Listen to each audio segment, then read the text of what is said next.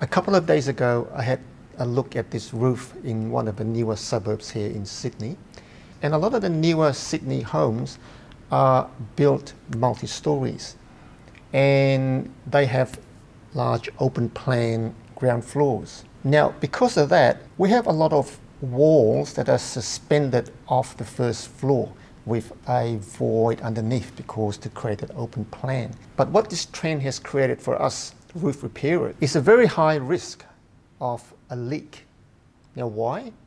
So on this particular roof that I looked at, there was a leak in the living area, open plan, and it was coming down the ceiling. If you translate that leak vertically above where the leak is, there's a wall.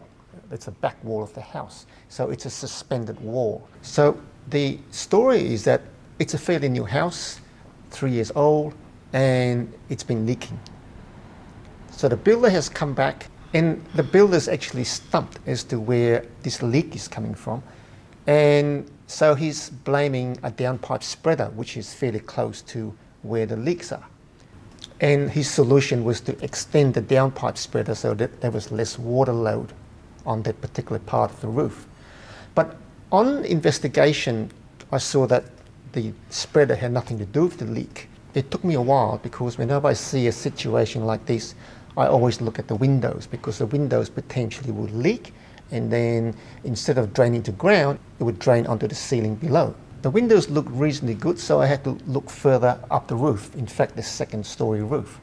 And what I found was that the typical roof lay on a trim deck roof, and the leaks were coming in at the lap, turn downs were no good, there was a bit of a buckle on the roof sheet, and the famous blanket that was draping into the gutter. So what happened was that when they had really heavy rain, water got sucked onto the insulation, then it started dripping down the cavity, and the cavity ended up on the first floor and then dribbled over and then down onto the lights in the living area.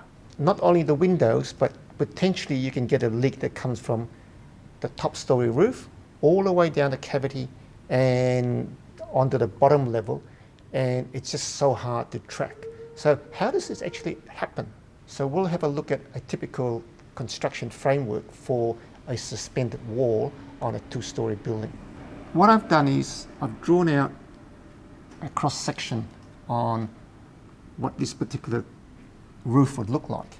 This is the ground floor, and if there's a window there and the window leaks, then the water comes into the cavity and it drains out via weep holes. So that doesn't cause a leak in the house at all.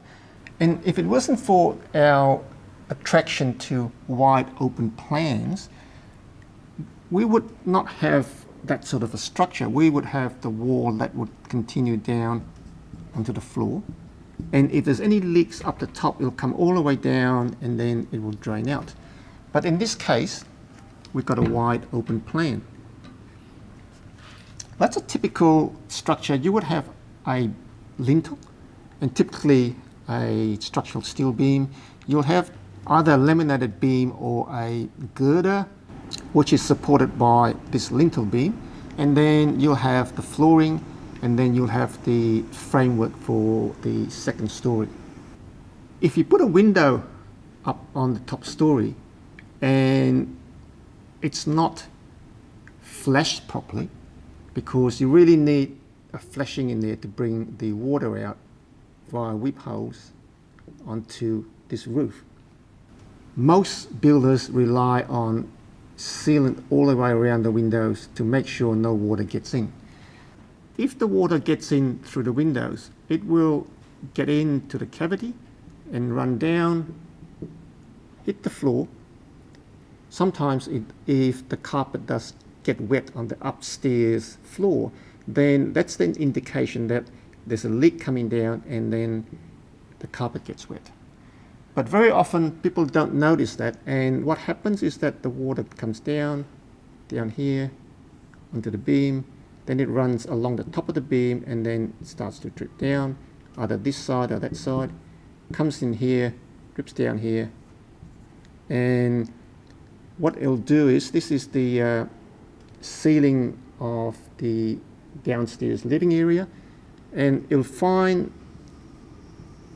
a penetration like a light fitting, and that's where you will see the water come out. So very often people will go in and there's a leak on the ground floor and they try to track where this water is coming from. And common sense will say that water's coming in there. So a lot of people concentrate on trying to figure out how that becomes a weak point and how the water comes down onto the ceiling. Now in this particular case, on this house, there is a downpipe spreader and the water's running out here. So they naturally thought that the water load caused the water to come in. But that wasn't really the case. What I actually found was that there was a leak upstairs on this roof, and the water was tracking backwards and running down the cavity and then appearing downstairs. So this is very common on our newer builds. Whenever you've got a large open plan downstairs, you've got a suspended wall upstairs, potentially the windows will leak, or you may even get a leak from the top roof. And that will cause a leak downstairs that is very difficult for most roofers to figure out. Okay. All right, so I hope this is of some benefit to roofers out there who are looking at roof leaks and they come up against this sort of situation and they are racking their brains as to how they see water down there, but they can't see any problems on this roof.